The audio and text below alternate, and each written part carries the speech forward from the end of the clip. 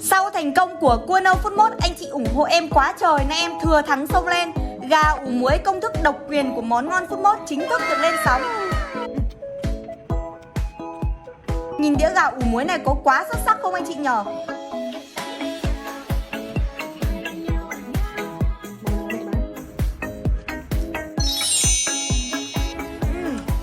Da rất là giòn không mọi người nhá.